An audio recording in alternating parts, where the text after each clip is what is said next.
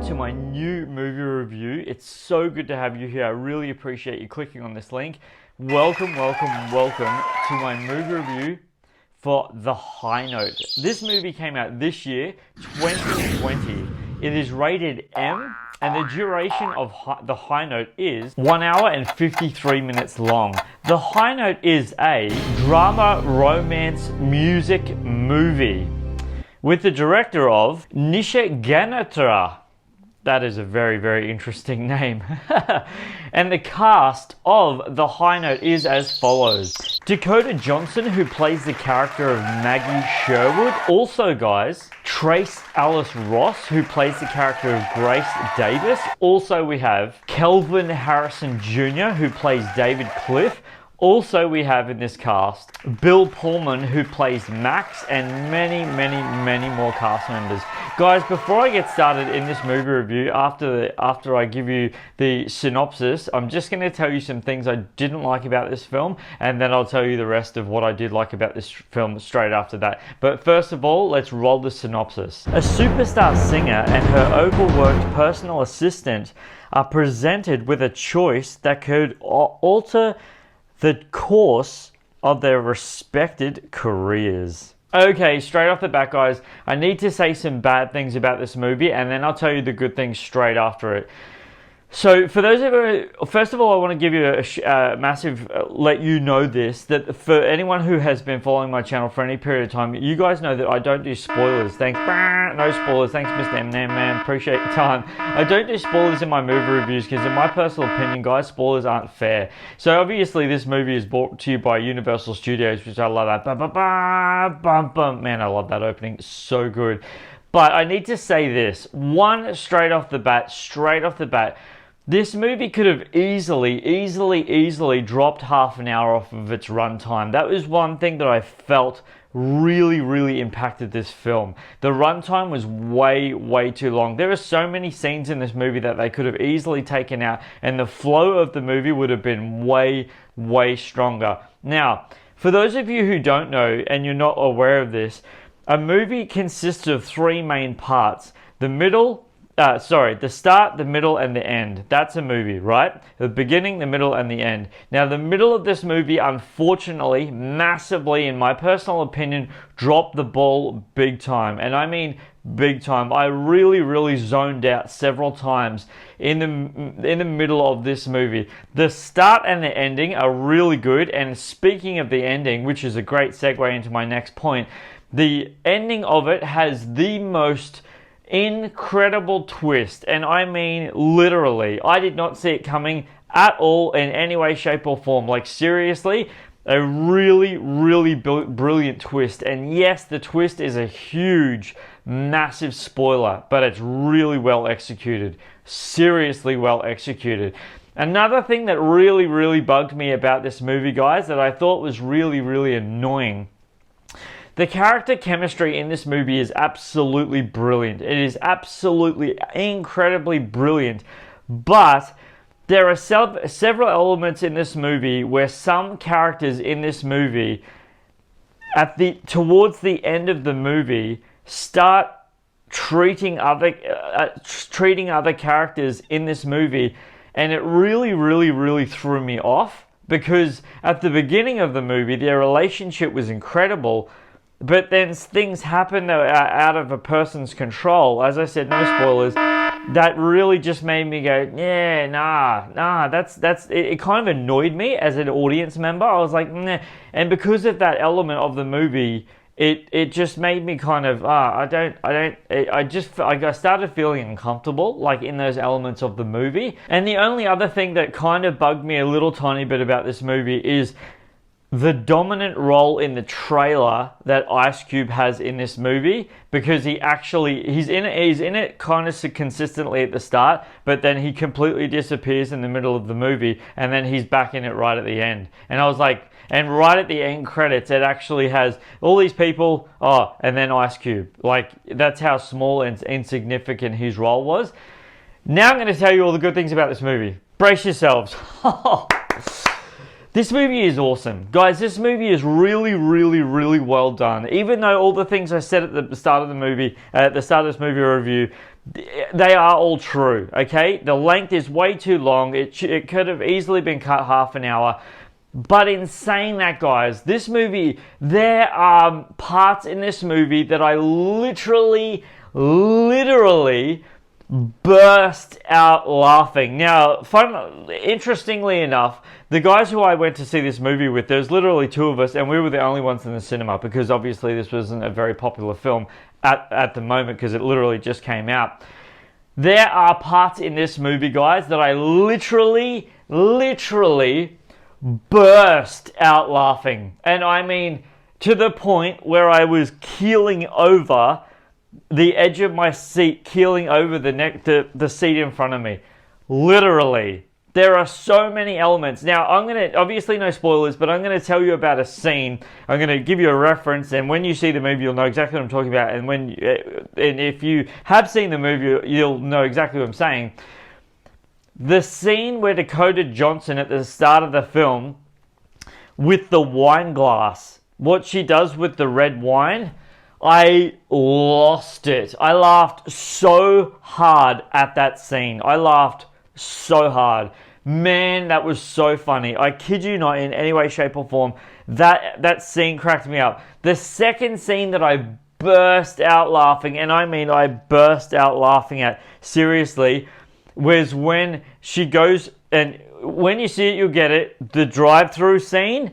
Oh man, that was too funny. And also there's a scene also when Ice Cube has just finished talking to Dakota Johnson, and then he's standing outside the window looking back at her, and he just stands. I'm just thinking about it now. That scene cracks me up so bad. He literally just stands there and he's just like looking at her like, what? It's so good. Guys, this movie, for those of you who've been following me for any period of time, you guys know that I love to talk about character chemistry, because in my personal opinion, besides the storyline of a movie, character chemistry is absolutely vital in a movie specifically like this, because if you don't buy the character chemistry, you lose, the audience is lost. Like, you just get bored with what they're telling in front of you. I kid you not, in any way, shape or form, guys. The character chemistry is glue to this movie. It is absolutely glue to this movie. And it is impeccably executed every single step of the way. Honestly, guys, it was so well done. It was almost like you could tell that the characters' interaction with each other in this movie was so dynamic that offset, they would have just been friends. Like, it was that well executed. And I have to say, not that I've seen a lot of her work, because I haven't, and I haven't seen that much of her work. I just heard of it through a lot of other people. But Dakota Johnson, does she sleep with everyone that she co-stars with? Like, seriously? Like, 50 Shades. Like, anyway, I'm not bagging her out or anything. I just, like, far out. One of the things that I found really fascinating about this movie, and I really would love to see the making of it, because I'd love to see if it was CGI edited or it was actually legit.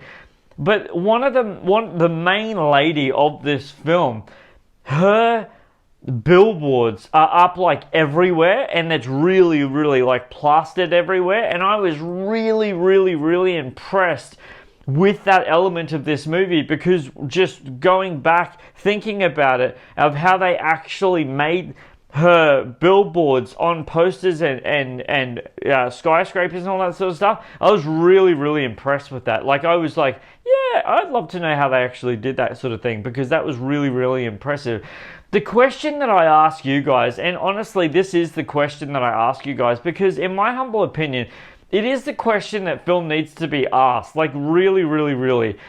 Does the high note have the core element in its DNA, the essential thing, to make us as an audience member want to go back days, months, weeks later and rewatch it, which I like to call in my movie reviews, guys, rewatchability? Does the high note have rewatchability? And that, I say to you, purely because of the lengthy runtime that it has, no.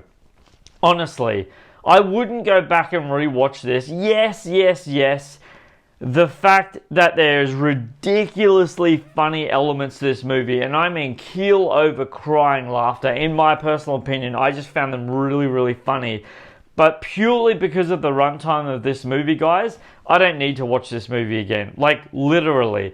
In fact, they probably put all the high elements, the really core elements, in the trailer of this movie. Not that that gives away the entire movie, because as I said, the twist at the end, spot on. I was really not, I didn't see it coming. In fact, who I took to see the movie, like, all of us were like it was a massive shock. It was a brilliant shock, and it was absolutely well executed. So for anyone who's been following my channel for any period of time, you guys know that I love to give you guys trivia in my movie reviews, because in my personal opinion, I never see trivia given on movie reviews, and it's like icing on the cake. Oh my gosh, who doesn't love cake? I love cake.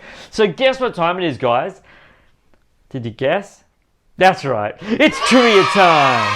The mother of Trissy Elliott superstar singer is Diana Ross. The mother of Dakota Johnson is Golden Globe winning actress Melanie Griffiths. Melanie plays Tessa in this movie, a nod for her celebrated Tess McGillan Working Girl. 1998. Next piece of trivia is, guys, Grace states that only 5 women over 40 have had #1 singles, and only 1 was African American. At the time of the filming, these were Sia, age 40, Madonna, 42, Bette Midler, 43, Cher, 52, and Tina Turner, 44. However, Aretha Franklin, 45, also hit #1 while doing it on the duet with George Michael. We technically, 2 African American singers had achieved the featuring by the time this film was released. Mariah Carey, 49, had also added to this number. In addition, at the time of filming, Sia was the most recent artist to over the age of 40. She's worked extensively to get Greg Kurstin, who wrote and produced songs for the soundtrack of this movie, and Diplo, who has a small role in the film as producer, are dubs. Next piece of trivia is, guys, Dakota Johnson and Ice Cube previously appeared in the 21 Jump Street 2012. Next piece of trivia is, guys, Wanari K. Kihuri was originally going to direct the movie, and I deeply apologize if I butchered that name. I'm so sorry. But next piece of trivia, guys, and this is the final piece of trivia for this movie review. Both Eugene Cordero and Mark Evan Jackson previously starred in the TV series The Good Place. Guys, thank you so much for being here. I appreciate your time. I really do. Have you had your chance yourselves to see The High Note? If you have, let me know in the comments in the comment section below what you thought of The High Note. Did you love it? Did you hate it? What did you think? Leave your comments in the comment section below. I'd really appreciate your feedback. You guys are amazing. I appreciate your time. For those of you who are new to my channel, if you'd be so kind, go ahead and hit that subscribe button. And if you subscribe, then go ahead and click that bell for notifications. That way when I drop anything, it'll be on your device straight away. I really appreciate that. And speaking of appreciation, don't forget to leave the thumbs up, guys. That way I know that you're appreciating my content just as much as I'm giving it to you. I appreciate your time. Don't forget who's bringing this movie review for The High Note. This is Superman Steve, loving you guys always and appreciating your time. Flying out!